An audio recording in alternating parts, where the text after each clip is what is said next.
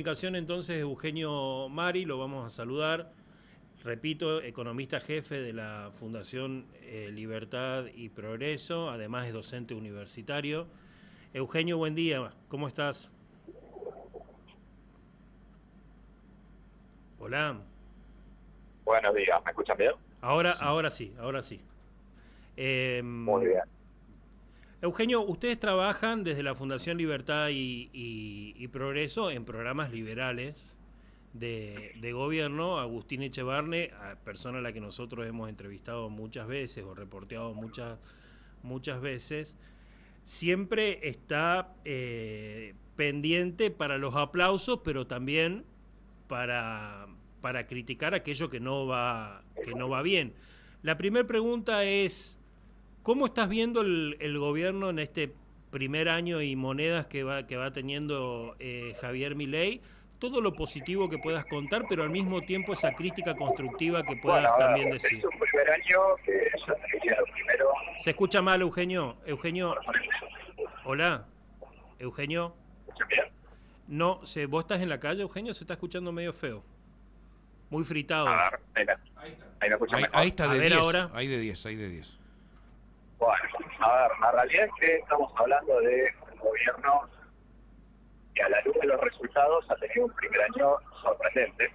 ¿Sí? Nos tenemos que parar en diciembre de 2023 para poder entender la magnitud de los cambios que se hicieron en Argentina. Y si vamos a diciembre de 2023, estábamos hablando de prácticamente una Argentina hiperinflacionaria, con salarios de entre 200 y 300 dólares por mes promedio. Y ahora, luego del primer año de Javier Milei, ha habido cambios realmente importantes. La inflación ha bajado de más del 25 al 2% mensual. Los salarios se han recuperado fuertemente. Entonces, termina siendo un año con balance positivo en lo macro, balance positivo que se empieza a trasladar a lo micro también, obviamente a distintas velocidades, con sectores que van más rápido, otros que van más lento, y eso también abrirá puerta a que el gobierno tenga un buen resultado electoral en las elecciones de medio término, algo que es muy importante pensando en todas las reformas que hacen falta todavía, ¿no? ¿Vos le das un valor importante entonces a la debilidad legislativa del presidente? ¿Decís que, que lo que no está pudiendo hacer el presidente tiene algo, en algo tiene que ver el bajo poder legislativo con la cantidad de diputados y de senadores que tiene? Y yo te diría que es bastante claro que sí, porque basta con ver, de vuelta, no una especulación, sino un hecho concreto. Veamos la ley bases que entró al Congreso, que mandó el Ejecutivo, y la ley bases que terminó aprobada.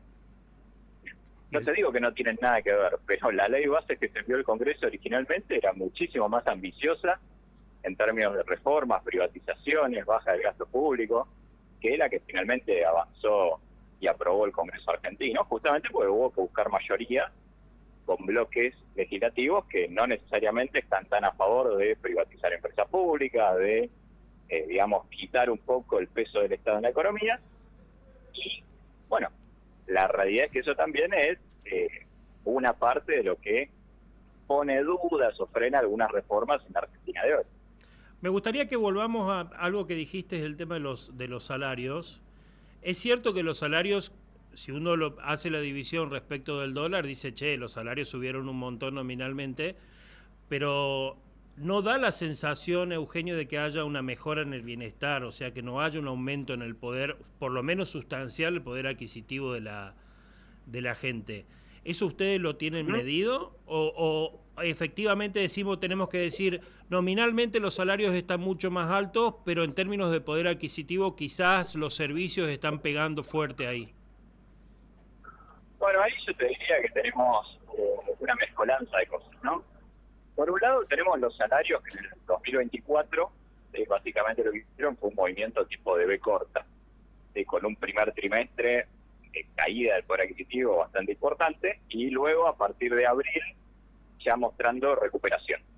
Recuperación que se notó primero en los trabajadores privados que tenían convenios colectivos y los privados registrados. Se notó menos en los trabajadores informales y se notó te diría todavía menos en los trabajadores públicos que tuvieron pauta salarial bien por abajo de la inflación. Entonces, la realidad es heterogénea. Yo te diría, el punto importante es que desde mediados del 2024 que todas las ramas salariales se están recuperando por adquisitivo. De vuelta, algunos ya recuperaron, ya superaron los niveles de 2023, otros todavía están un poco más bajos, pero todos están en tendencia alcista. Obviamente, el otro componente a tener en cuenta es que esto se hizo en el marco de un sinceramiento de precios en Argentina, en particular tarifas de servicios públicos. Entonces, de repente, uno dice, bueno, está bien, recuperé poder adquisitivo, pero parte de esa recuperación se me pueden pagar la luz, el gas, el agua al verdadero precio. Y entonces eso hace que la gente diga, bueno, tampoco gané tanto aire, pero esto ocurre con un proceso que, pensando en el mediano plazo, es muy positivo, que los argentinos empecemos a pagar las cosas lo que verdaderamente valen y que entonces empiecen a aparecer inversiones justamente en estos sectores, son núcleo para mover la economía, ¿no?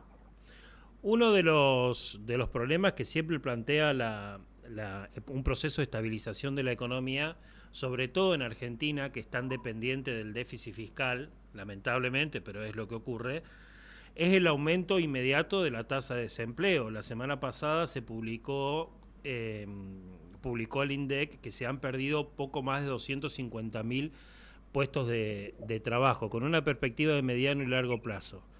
¿Crees que la pérdida en el empleo es friccional o crees que tenemos que estar preocupados desde el punto de vista estructural? Para el oyente lo explico. Friccional es pierdo el empleo pero puedo conseguir un empleo mejor o el mismo empleo en otro rubro quizás más adelante, y estructural es cuando la economía muestra enfermedades y deficiencias que hacen que se destruya empleo. Bueno, a ver, acá yo te diría, cuando hablamos de empleo, no hay una Argentina. Por lo menos tenemos que hablar de, yo te diría, 3 Argentinas. ¿Sí? Hay una Argentina que es un grupo de trabajadores que están asociados al sector privado, que tienen capacitaciones, ¿sí? Y que entonces básicamente les pueden ir encontrando la vuelta y acomodándose, encontrando oportunidades en el mercado laboral. Después hay otra Argentina que es la Argentina de los trabajadores del sector público. ¿Sí?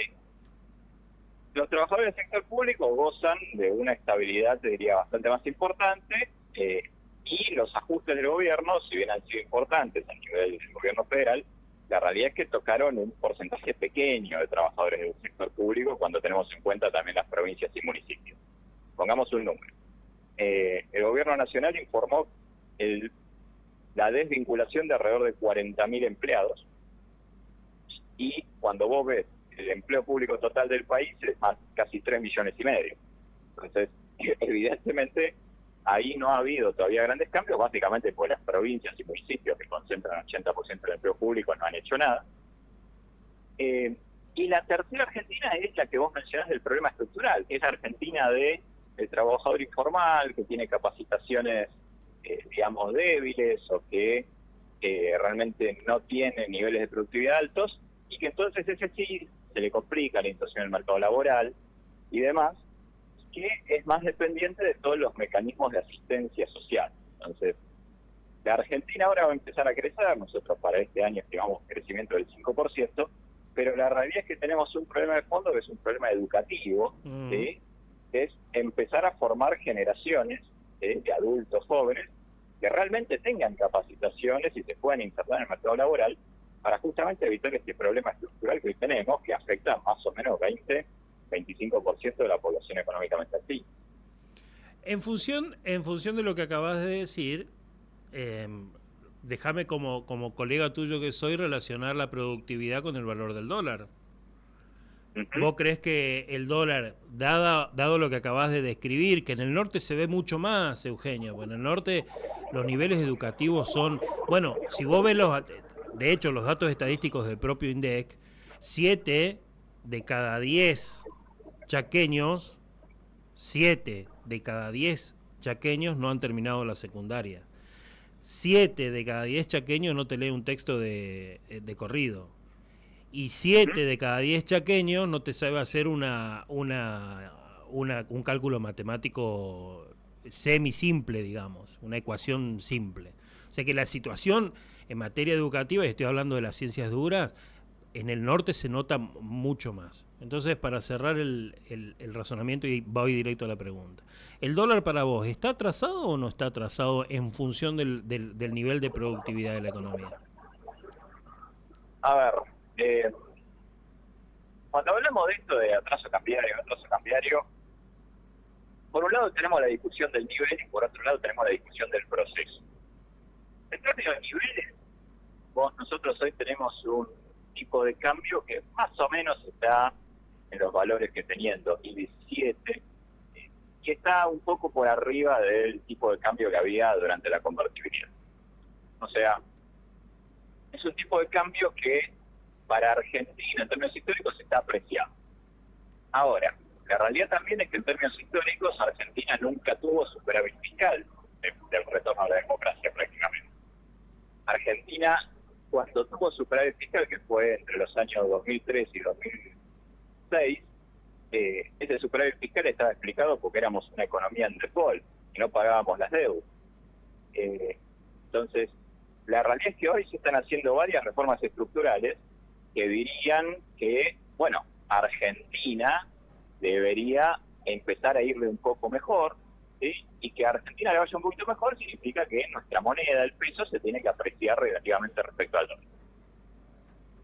Esa es la discusión de nivel. Ahora, vamos a la discusión que por eso es un poco más interesante que la del proceso. El tipo de cambio está atrasado o no. La verdadera pregunta es ¿cuándo salimos del cepo? ¿Sí?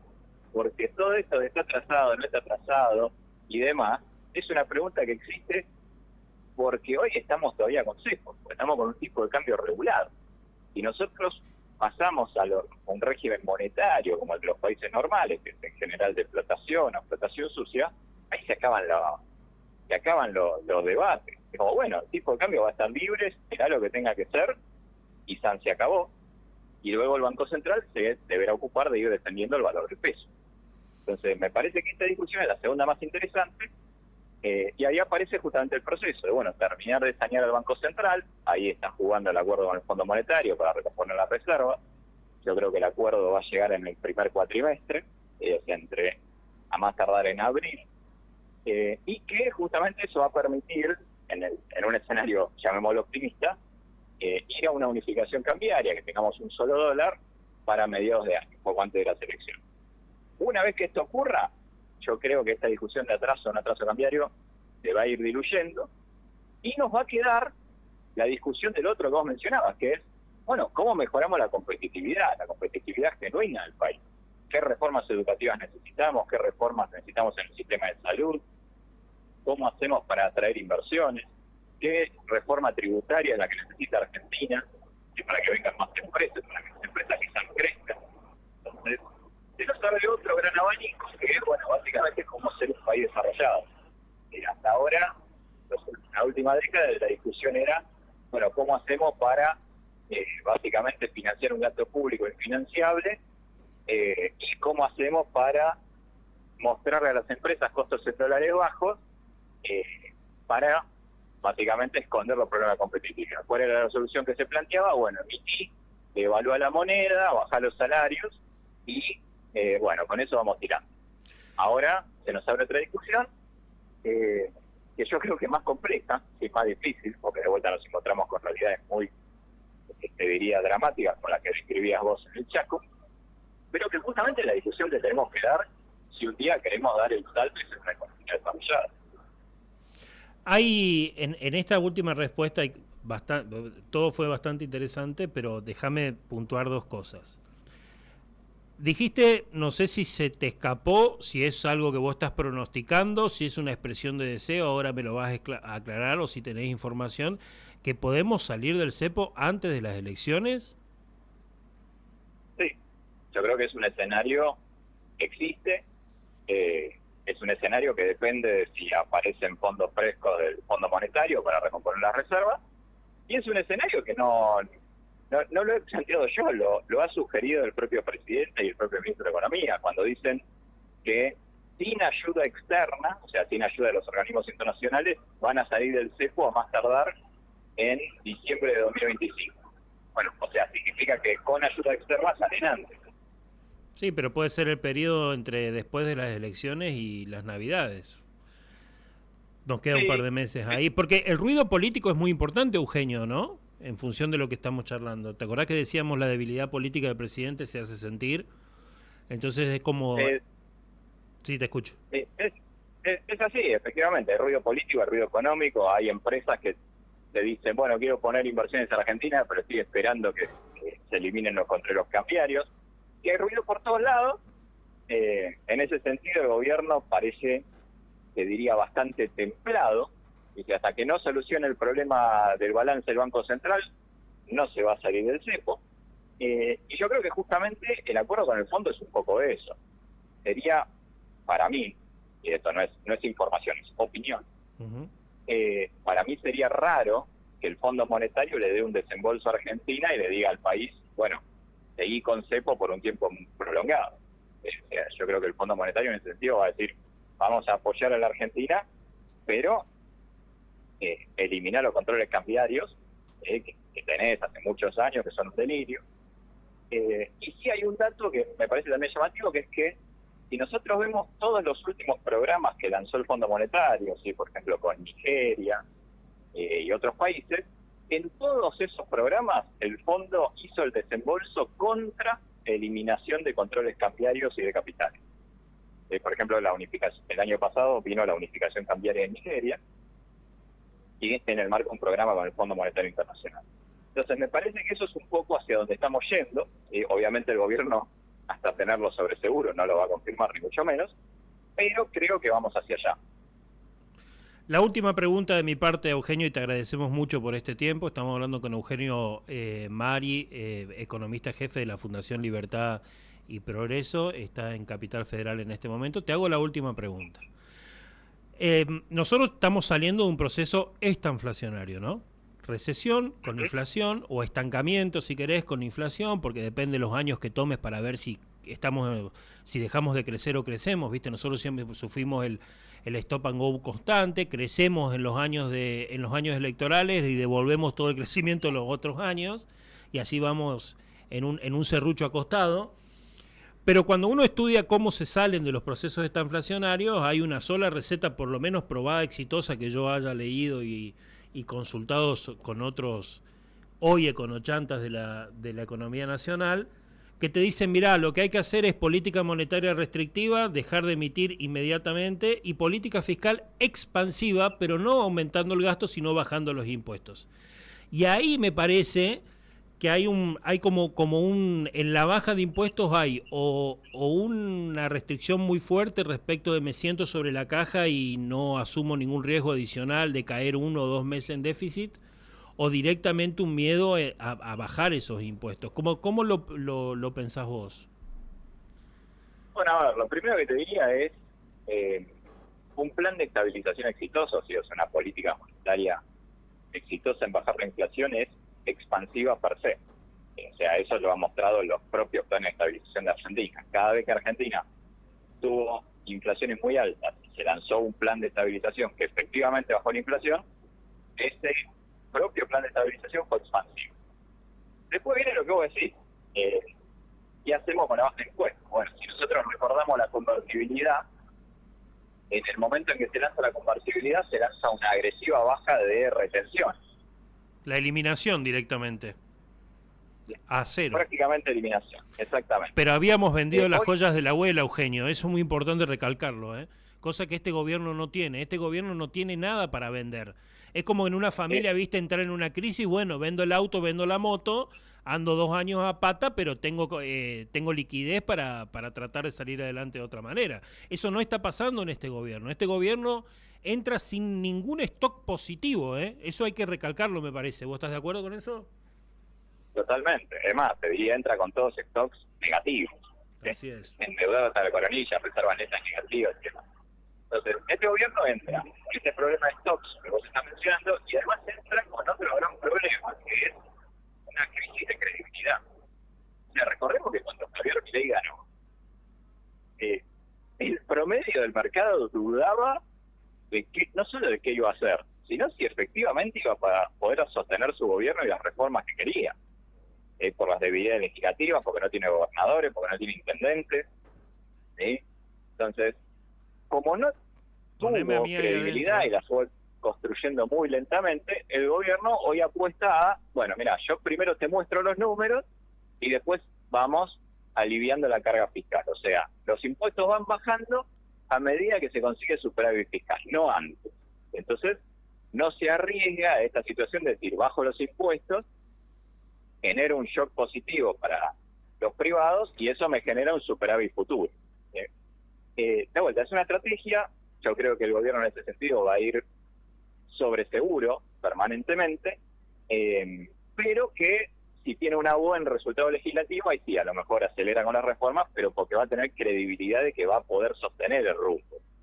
Algo que en los primeros 2 años, sin fortaleza legislativa, sin gobernadores, sin intendentes, como que era más dudoso. Así es. Eugenio, muchísimas gracias por este tiempo.